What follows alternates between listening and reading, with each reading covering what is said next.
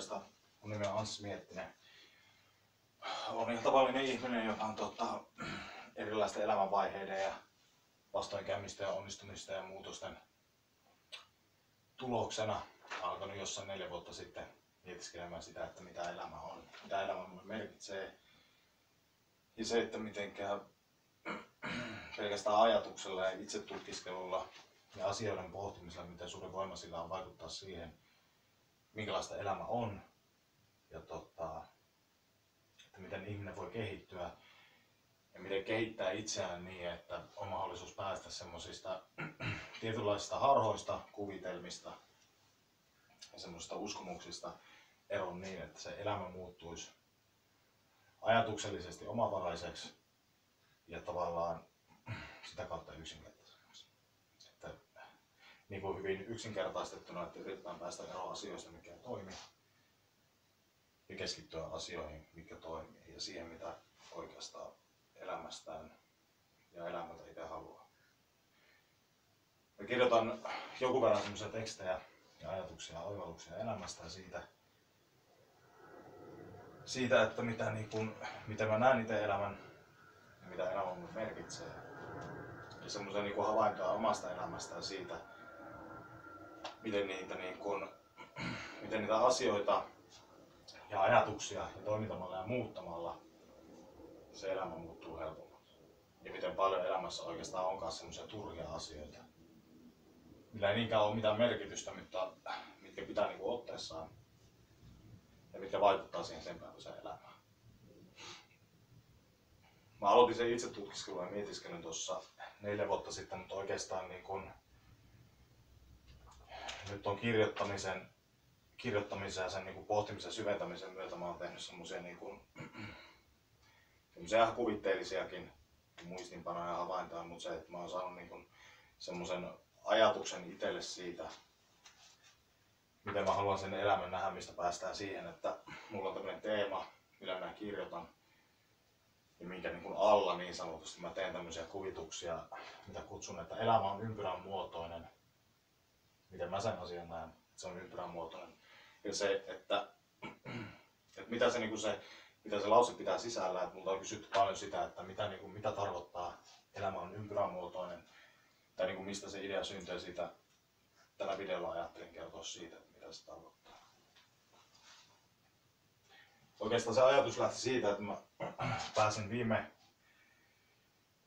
viime tammikuussa pääsin opiskelemaan lähihoitajaksi. Ja siellä oli semmoinen tehtävä, missä sanottiin meille, että piirrä jana sun elämästä, mitä syntymästä on tähän päivään asti mennyt. Sitten mä aloin piirtää sinne semmoista janaa syntymästä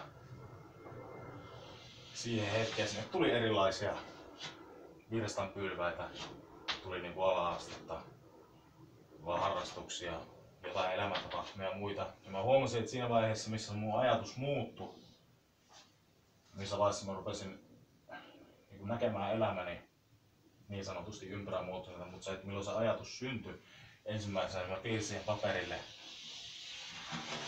ympyrän. Ja mä aloin ajattelemaan siinä silloin, että mä en haluaisi ajatella elämää, että se olisi jana paikasta A paikkaan B. Että siinä välillä on tietynlaisia asioita, suoritteita ja sitten se elämä on siinä. Vaan että siinä hetkessä, kun se tuli mulle semmoinen muutosajatus ja se, että asioita ajattelemalla, muuttamalla ja se, että miten mun itse olisi hyvä nähdä elämää, miten mä haluan sen nähdä. Että se olisi semmoinen kehä, että on olemassa asia ja siinä on erilaisia semmoisia vaiheita joku tietyn asian ymmärtämisessä tai siinä. Että se koko elämä olisi semmoista ympyrää, jossa tapahtuu erilaisia asioita ja se olisi sen ympyrän sisällä. Ja ehkä se, että miten tätä saa vähän selkeämmäksi vielä on se, että jos piirretään tähän nyt ympyrä. Ja se, että kuvitellaan, että tässä on vaikka syntymä. Näin. Ja siitä asti kun mä synnyn, niin mä alan ajattelemaan, mä alan tekemään asioita. Ja sinne tulee erilaisia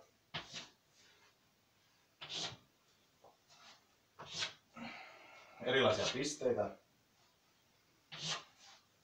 missä niin tapahtuu erilaisia asioita. Jos miettii vaikka lasta. Lapsi opettelee kävelemään.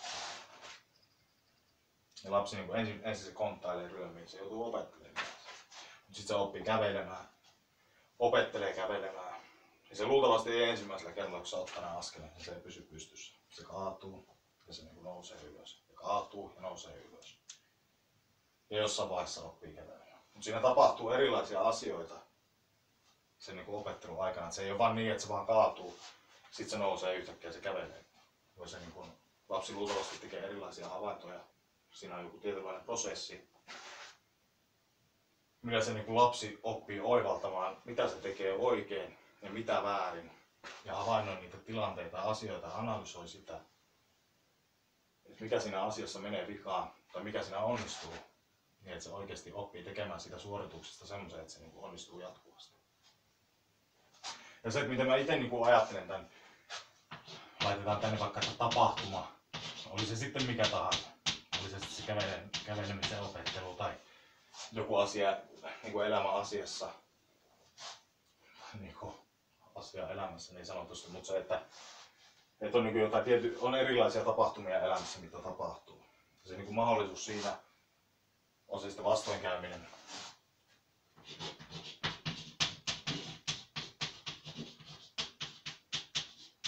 Tai onnistuminen.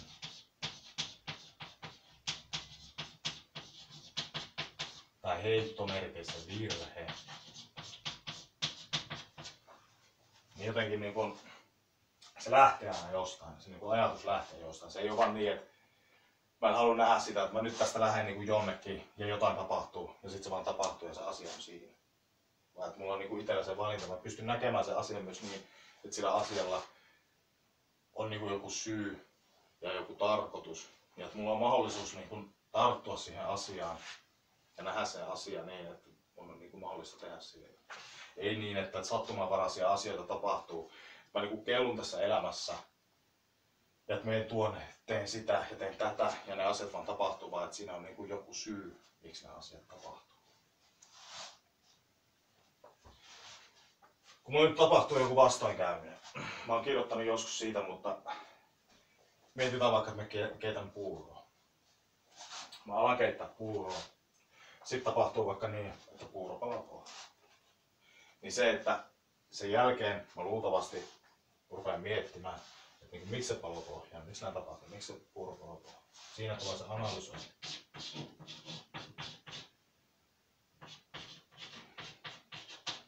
Mä käyn sitä tilannetta läpi, mietin, mikä siinä voisi olla. Yritän nähdä sen kokonaiskuvan, puuron keittäminen, mitä siinä tapahtuu, mitä mun ehkä pitäisi tehdä, mikä siinä niin olisi sellainen olennainen osa mihin kiinnittää huomioon. Että sen niin tilanteen arviointia havainto. Seuraavaksi tulee itsetutkistus.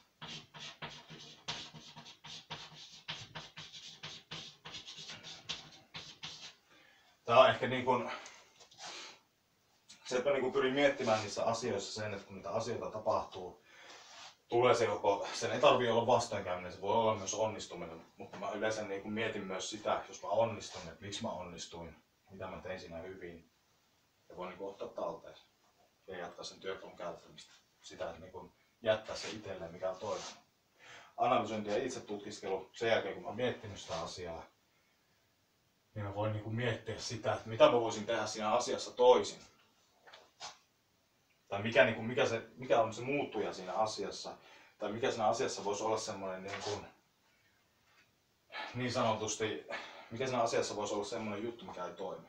Ja se mun pitää selvittää itse. Se mun pitää tutkia ja yrittää selvittää. Totta kai mun voisi ottaa kaverilla ja kysyä, että miten sä keität sun puuron, että se onnistuu. Mutta se, että mun pitää ottaa tavalla tai toisella selvää siitä, mikä siinä ei toimi tai mikä siinä toimii. Seuraavana oivallus.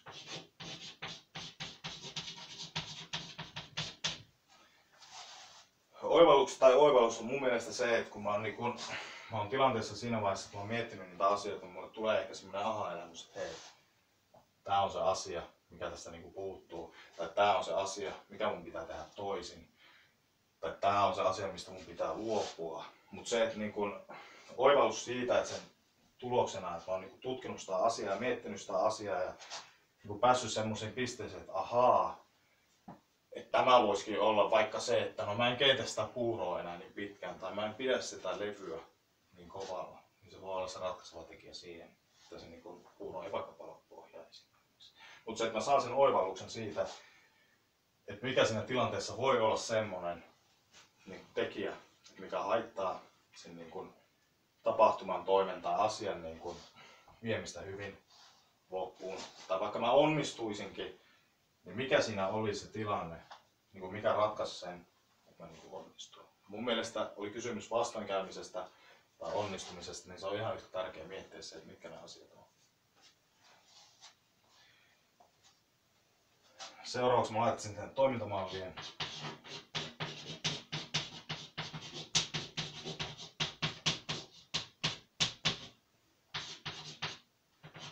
Ajatusten muutos.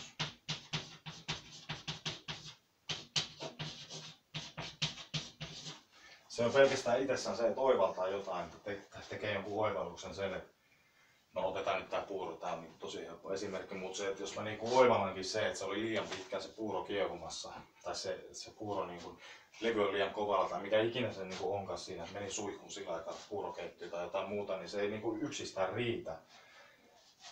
Vaan se, että mun pitää niinku tarttua siihen, mun pitää niinku muistaa ja ottaa se käyttöön ensi kerran. Kun ensi kerran kun mä teen sitä puuroa, niin mä muistan, että se oli viime kerran liian pitkään.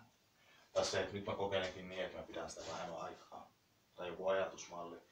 Mä ajattelen, että hei, että mä en pysty niin toimimaan. Että mä en niin tee sitä samaa virhettä, mikä ennen. Että sehän on ihan vaan siitä kiinni, niin kuin tässä, että kun me mennään tää koko ympyrä läpi, niin mulla on mahdollisuus valita se, että, niin kun, että teenkö mä sille asialle toisin. Ja onko mä tietoinen siitä, että mä teen väärin. Ja se on niin se itsetutkiskelunkin kohta se, että mun pitää niin ymmärtää se, että tässä asiassa on joku, mikä ei toimi. Ja se, että mun pitää niin yrittää muuttaa sitä. Mutta se toimintamalli ja ajatusten muutos ja se, että mä niin pyrin tekemään ensi kerralla toisin. Tai sitten jos se onkin toiminut, niin miten mä teen ensi kerralla sen paremmin, jos mä onnistun. Että se, että mä uskon niin kuin elämässä, että ei ole kysymys siitä, että me ollaan täällä, me mennään, tehdään asioita, niin kuin mä teen jonkun keskiverrosti tai sen, että mä teen jonkun asian ja se on niin kuin siinä, vaan mun pitää niin kuin pyrkiä kehittämään sitä toimintaa ja pyrkimään löytämään ne niin kuin heikot kohdat niissä asioissa, mitä mä en ymmärrä tai en tiedä, tai missä mä toimin väärin, tai missä mä toimin niin, että se asia ei toimi. Jossain on silloin vika. Tai jos mä onnistunkin, niin pyrkiä löytämään ne keinot, mitä mä voisin tehdä sen asian vielä paremmin tai tehokkaammin. Tai itse tykkään siitä, että niin kuin mahdollisimman yksinkertaisesti. Totta kai täällä on niin kuin välissä, kun tulee niin kuin tapahtuma, niin täällä niin kuin herää tunteita.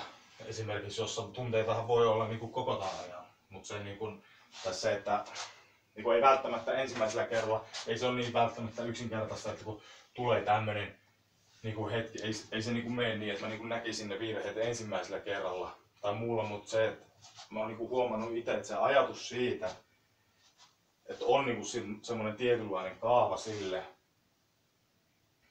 että miten niin kuin ne asiat näyttäytyy, miten niihin voi tarttua ja miten niissä toimia. Ja se helpottaa jotenkin mua itteni siinä, että mä pystyn niin kuin näkemään ne asioina.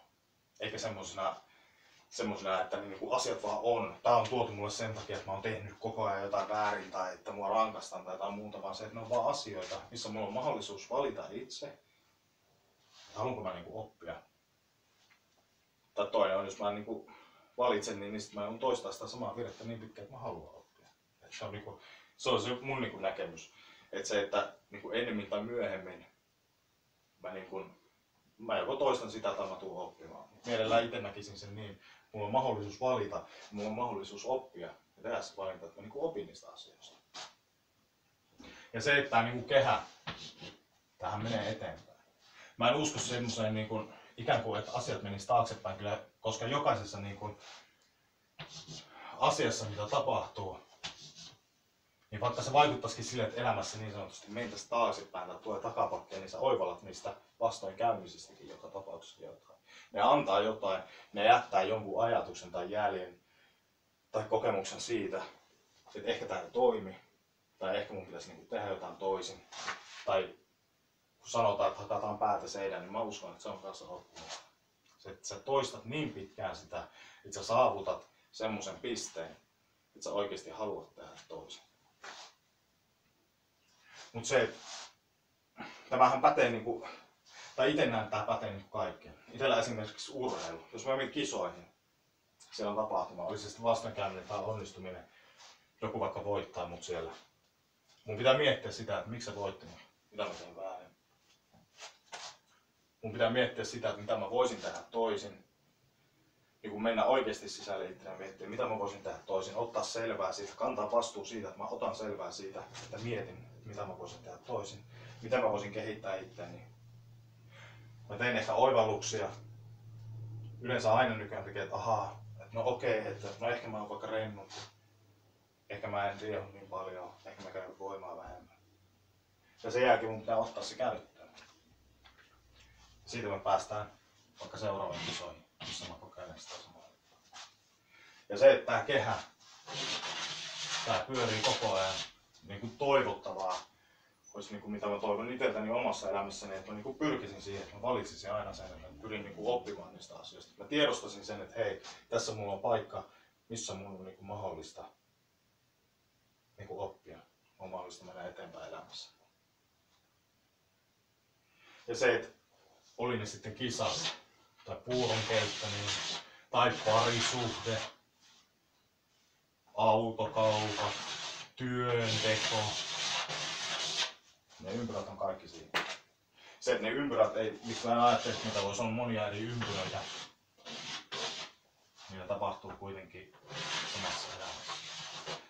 Ja jos mietitään sitä, kun sehän tuntuu olevan ihmiskunnan suurin kysymys, että mikä on elämän tarkoitus, niin mä uskon, että elämän tarkoitus on oppimisen prosessi. Ja se, että me niinku opittaisiin. Voi sanoa, että elämän tarkoitus on hyvyys ja onnellisuus. Ja että tekisi hyvää toisia ihmisiä kohtaan, mutta ne on kaikki asioita, mihin tulee oppia. Et niin kuin mä uskon semmoiseen, että voi olla hyvä ihminen jo syntyessään. Toki voi olla rakastava, voi olla kaikkea. Mutta se, että miten sä tuot sen esille, mitkä sun arvot on, miten sä suhtaudut niihin asioihin, mitä hyvyys oikeasti tarkoittaa, tai rehellisyys, tai mikä tahansa tämmöistä asioista, niin niihin tulee oppia, niitä tulee miettiä ja pohtia, ja niitä tulee kohdata käytännössä. Et niin kun, siksi mä näen, että oppimisen prosessi on se, että mitä mä teen syntymästä ihan sen niin sanottuun loppuun asti. Se on oppimista. Ja mulla on itselläni varaa valita se, että opinko tai enkö mä opin. Ja se, että se niin kun oppiminen tapahtuu elämässä, ja että tämä koko ympyrä, kaikkinen niiden asioiden menetellä samalla kehällä, niin se on se elämä. Ja kaikki asiat sopii tuohonkin. Totta kai on olemassa niin kuin varmasti tapoja, miten nähdään asiat toisin tai ajattella toisin, tai tässä voi olla hyvin paljon samaa missä jos on muualla, mutta mä itse tykkään tästä ajatuksesta, ideasta ja jotenkin siitä, että se on niin kuin hyvin yksinkertainen. Ja se, että mä pystyn oikeasti itse vaikuttamaan siihen. Mä pystyn vaikuttamaan elämään ja elämän asioihin, mitkä esimerkiksi tuodaan mun ulkopuolella. Mä voin vaikuttaa toisiin ihmisiin välttämättä, mutta mä voin vaikuttaa siihen, miten mä itse suhtaudun niihin asioihin. Miten mä otan ne asiat vastaan. Näenkö mä ne jotenkin rangaistuksena vai siinä, että mulla on oikeasti mahdollisuus mennä niissä asioissa eteen. Se, että mistä se elämä on ympyrämuotoinen tulee, niin se on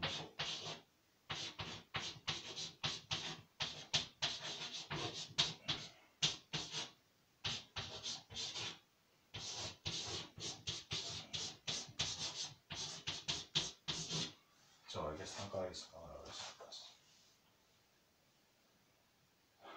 Mä käytän oikeastaan suurimman osan mun vapaa-ajasta, joskus ajasta töissäkin. Ja kaikki asiat mä niin havainnoisin elämää ja pyrkisin miettimään mitä elämää on, mitä mä voisin tehdä sitä yksinkertaisemman. Pelkästään siitä, että mä pyrkisin ajattelemaan niitä asioita ja viemme niitä eteenpäin. Ja se jotenkin elämässä mun mielestä on tärkeintä, että niin kun ne asiat tulisi sisältäpäin. Että vaikka olisi opetettu hyvät arvot ja asiat ja tavat ajatella, ja meillä on erilaisia uskomuksia, niin pyrkisi kuitenkin löytämään sen omavaraisen ajattelun ja sitä kautta rakentamaan itsensä. Mä oon huomannut, että sitä rakentumista riittää ja se on tavallaan joka päivästä halpaa. Mutta se tässä on selitys sille, miksi mä tykkään itse ajatuksesta elämä on ympärän muotoinen. Jos kiinnostaa käydä lukemassa mun ajatuksia, oivalluksia, havainnointeja ja tekstejä, niin löytyy Facebookista sivulta Elämä on ympyrän muotoinen, missä on myöskin sitten linkki blogiteksteihin, jos niitä kiinnostaa käydä lukemassa. Kiitos mielenkiinnosta.